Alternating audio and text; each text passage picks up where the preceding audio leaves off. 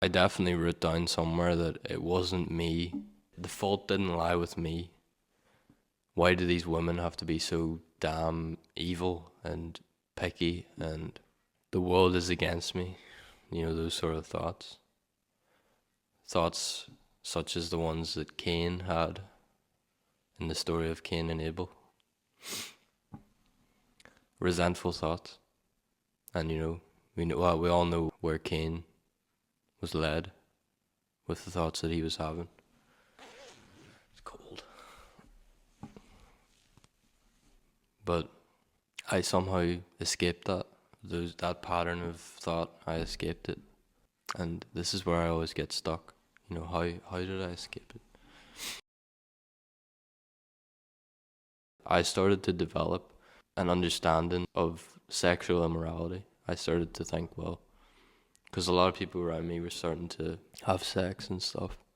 And rather than wanting to do that too, I started to think, well, no, this isn't right. And you might say, well, that's just stemming from the resentment for women that you had. It's not because you have any kind of virtue. It's because you can't access women, and so you're saying that the whole world is cursed and it's not even good anyway, and you're doing it because you can't access it. You think, oh well, I can milk the status that comes from saying that I don't do it because it's immoral. But the real reason that you don't do it is because you don't have access to it.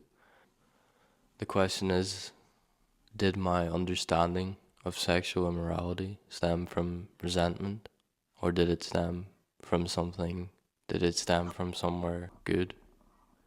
Was I doing it so that others could see me as virtuous? Or was I doing it for goodness sake? And that's a hard question to face. I paused there for a long time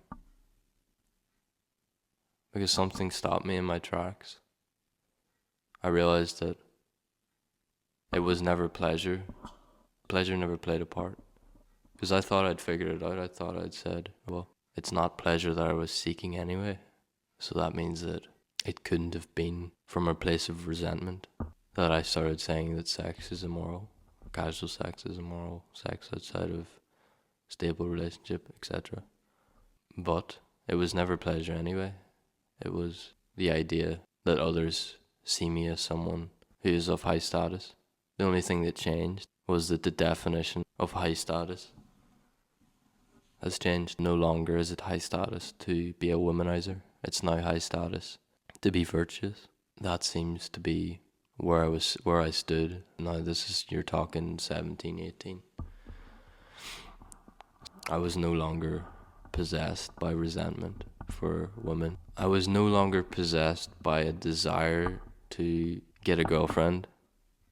I was now possessed by the desire for others to see me as someone who doesn't need a girlfriend. And what about now? Where am I now? And where has this Christian faith come from? Well,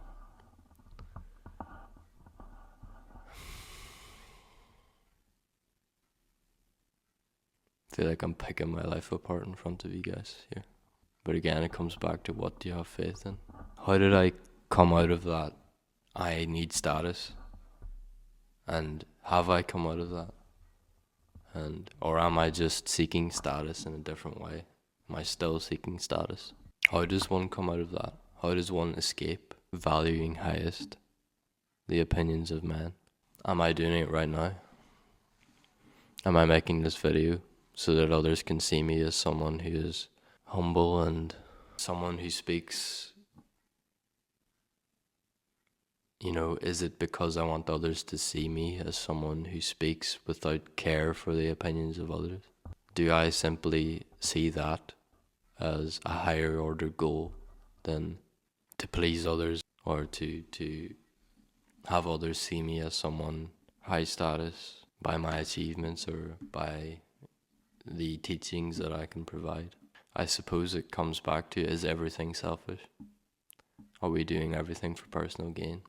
I suppose where I was going with this story was, how do you escape, and how do you how did I reach a place of, how did I reach this place now where I am that is good? I assumed that where I am now is good. And you know what? I think that where I am now is infinitely better than where I was a few years ago. And I will stand by that. And I don't think that questioning everything and not having any conviction in what your belief in good and evil is, not having any conviction in your definition of a morality, is not a good idea. And I do believe that where I am now is better than where I was.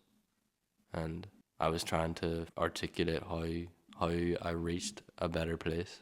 And I still haven't come up with an answer. It's something to do with the understanding of a morality that I gained. But it could seem that stemmed from some kind of a resentful. I feel like that's where you have to go for something good to appear. You have to go into those dark places to see the light. Somehow I seen the light. I don't know how. I seen that Christ shone forth something somewhere. Well, the first time that I came to consider Christianity and religion again, when I was coming out of that phase of God is stupid and there's no man in the sky, that objective view of reality. When I was coming out of that, I seen this video on YouTube, and when I look back, perhaps it wasn't the best video, but then again, I don't know, maybe it was. It was a video by Christ's Forgiveness. It was a preaching channel, and he was in Belfast, and he was talking about sexual immorality. And that understanding that I kind of had of was sex outside of marriage immoral. And my parents would very much have inculcated such a view in me as well. You know, there's so many things that play a part. I always come back to this place where it's like, well, how did you get here? You know, maybe there is no other explanation than God's grace.